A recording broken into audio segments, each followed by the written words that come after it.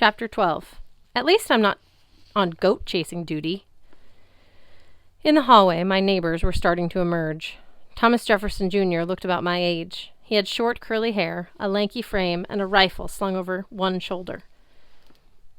His blue woolen coat had brass buttons and chevrons on the sleeve. A U.S. Army Civil War uniform, I guessed. He nodded and smiled. "How you doing?"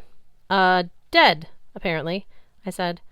He laughed. "Yeah, you'll get used to it. Call me TJ. "Magnus," I said. "Come on," Sam pulled me along.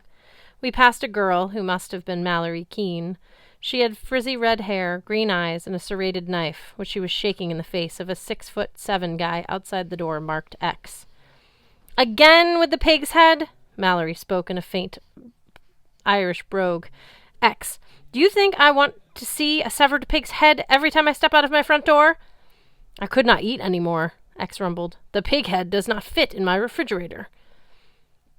Personally, I would not have antagonized the guy. He was built like a bomb containment chamber.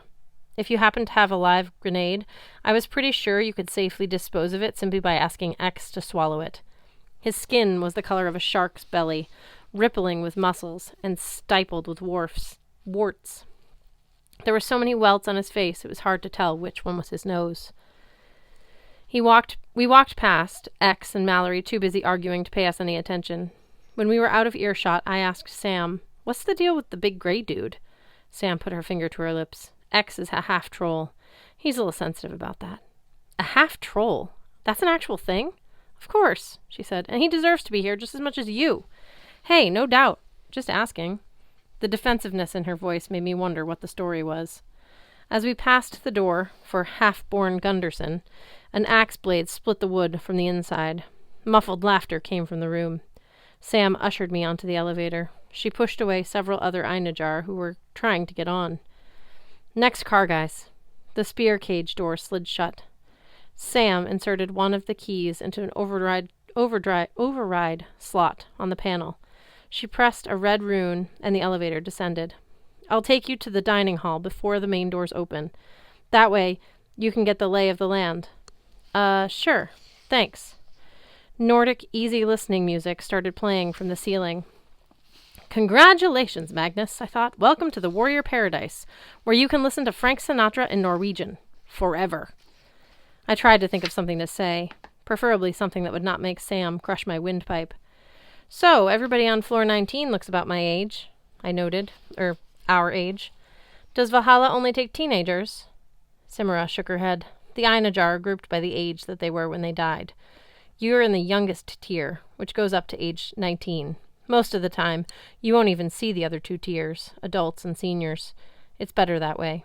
The adults, well, they don't take teens seriously, even if the teens have been here hundreds of years longer." "Typical," I said. "As for the senior warriors, they don't always mix well. Imagine a really violent retirement home." "Sounds like some shelters I've been in." "Shelters? Forget it." "So you're a Valkyrie? You chose all the people in this hotel?" "Yes," she said. "I personally chose everyone in this hotel." "Ha ha, you know what I mean.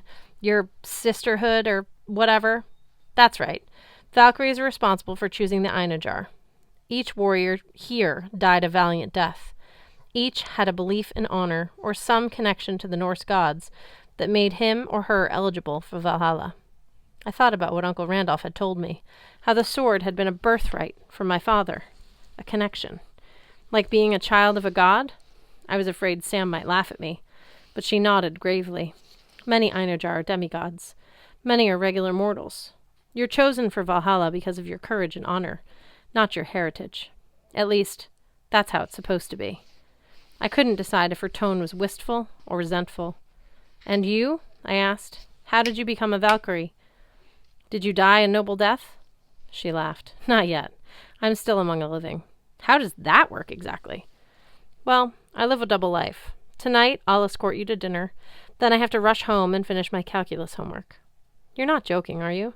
"I never joke about calculus homework." The elevator doors opened. We stepped into a room the size of a concert arena. My mouth dropped. "Holy. Welcome," Simura said, "to the feast hall of the slain." Tiers of long tables, like stadium seating, curved downward, from the nosebleed section. In the center of the room, instead of a basketball court, a tree rose taller than the Statue of Liberty. Its lowest branches were maybe 100 feet up, its canopy spread over the entire hall, scraping against the domed ceiling and sprouting through a massive opening in the top. Above, stars glittered in the night sky. My first question probably wasn't the most important. Why is there a goat in the tree? In fact, a lot of animals skittered among the branches. I couldn't tell what most of them were, but wobbling along the lowest branch was a very fat, shaggy goat. Its swollen udders rained milk like leaky showerheads. Below, on the dining hall floor, a team of 4 stocky warriors carried a big golden bucket on poles, set across their shoulders. They shuffled back and forth, trying to stay under the goat so they could catch the streams of milk. Judging by how soaked the warriors were, they missed a lot. The goat is Heindrin, Sam told me. Her milk is brewed to make the mead of Valhalla. It's good stuff. You'll see. And the guys chasing her around? Yeah, that's a thankless job. Behave yourself or you might get assigned to vat duty. Couldn't they just, I don't know, bring the goat down here? She's a free-range goat. Her mead tastes better that way. Of course it does, I said. And all the other animals? I see squirrels and possums and sugar gliders and sloths, Sam offered. Those are so cute. Okay, but you guys eat dinner here? That can't be hygienic with all the animal droppings. The animals in the tree of Lader are well behaved. The tree of Leyrider? You named your tree. The most important things have names. She frowned at me. Who are you again? Very funny. Some of the animals are immortal and have particular jobs. I can't spot him right now, but somewhere up there's a stag named Eikthremir. We call him Ike for short. You see that waterfall? It was hard to miss. From somewhere high in the tree, water ran down grooves in the bark and formed one powerful torrent that cascaded off a branch in a roaring white curtain. It crashed into a pond the size of an Olympic pool between 2 of the tree's roots. The stag's horns spray water non-stop, Sam said. It flows down the branches into that lake. From there it goes underground and feeds every river in every world. So all water is staghorn runoff? I'm pretty sure that's not what they taught me in earth science. It's not all from Ike's horns. There's also snowmelt, rainwater, pollutants, and trace amounts of fluoride, and Jotun spit. Jotun? You know, giants.